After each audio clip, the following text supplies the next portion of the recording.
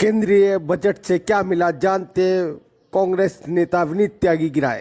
देखिए, बजट को मैं एक ऐसे नज़रिए से देखता हूँ, जैसे आपने देखा होगा कि मोदी जी ने जितनी भी बातें कही हैं, चाहे नोटबंदी को लेकर के कही हो कि भाइयों बहनों मुझे 50 दिन का समय दीजिए, ऐसे ही बजट के बारे में है कि बजट को देश के समझ में तो आ ही नहीं रहा है, लेकिन इनके जो मंत्री हैं, जो खुद हमारे प्रधानमंत्री महोदय हैं, वो उस पर चर्चा करने के लिए तैयार नहीं है। सीतारमन जी उसके ऊपर बात करने के लिए तैयार नहीं है।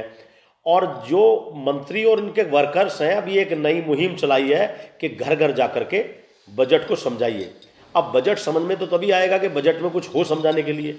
बजट को सिर्फ ये है कि जिसे कहते हैं कि कान को इधर से पकड़ लो या घुमा के एक हाथ दूसरे हाथ से, तो फर्क वही है कि जनता को ठगने का काम इस बजट ने किया है। क्योंकि इस बजट के अंदर LIC के ऊपर आपने टैक्स लगा दिया है, जहां पर पहले रिबेट मिला करती थी, जहां पर आप उस दायरे से बाहर निकलते थे कि भाई अगर आप कोई पॉलिसी LIC के अंदर है।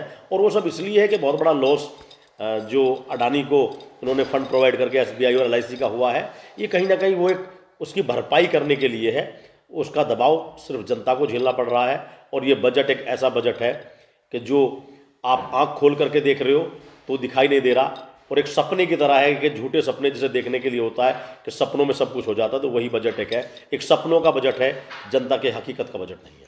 अच्छा, कुछ बजट को आए कुछ ही समय हुआ है, रसोई गैस पे 50 रुपए की वृद्धि कर दी गई है।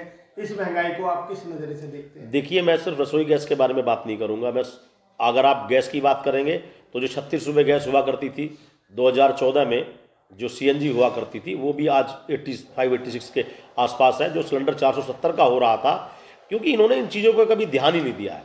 इन्होंने देश को सिर्फ एक कम्युनल मुद्दों पर, एक जातिवाद चीज़ों पर, जैसे अब आपने देख रहे हैं कि चुनाव नज़दीक आ रहे हैं तो बोल रहे हैं कि राम मंदिर के दर्शन आप 2024 के 1 तारीख से कर पाएंगे। वो चीज़ें गलत नहीं है, लेकिन सुप्रीम कोर्ट को जो ऑर्डर्स हैं, जो सुप्रीम कोर्ट के रूल्स रेगुलेशन है देश के लिए, देश के को जोड़ने के लिए, वो उसको भी इन्होंने तार तार किया हुआ है। क्योंकि सुप्रीम कोर्ट के खास ऑर्डर है कि धर्म के नाम पर वोट नहीं मांगी जाएगी। लेकिन जब ये ऐसी बातें करते हैं तो लगता है कि कहीं ना कहीं मतलब कि एक बड़ा सपोर्ट अलग अलग बड़े बड़े विभागों का है।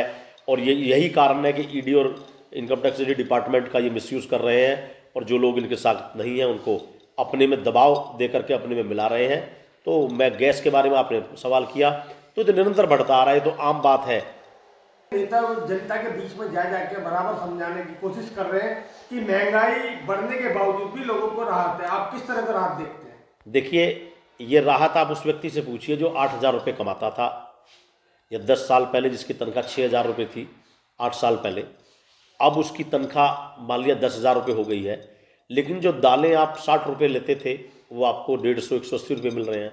जो आप ऑयल 70 रुपये किलो आपका मतलब मस्टर्ड ऑयल मिलता था, वो 180-200 रुपये किलो हो गया है। जो आपकी गैस 470 थी वो आपकी मतलब कि 2 गुना, लगभग 1.25 गुना हो गई है, बढ़ गई है। आमतौर पर महंगाई जी, पेट्रोल डीजल की आप बात कर रहे हैं, जो 65-70 रुपये था वो 100 रुपये पहुँच गया है।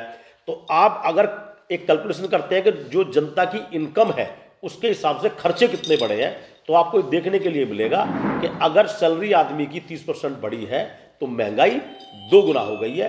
उससे आप अंदाज़ा लगा सकते हैं कि कितनी चीज़ें मतलब खराब हुई है इस महंगाई ने, और इस महंगाई ने इस गरीब आदमी की और आम आदमी की कितनी कमर तोड़ रखी है।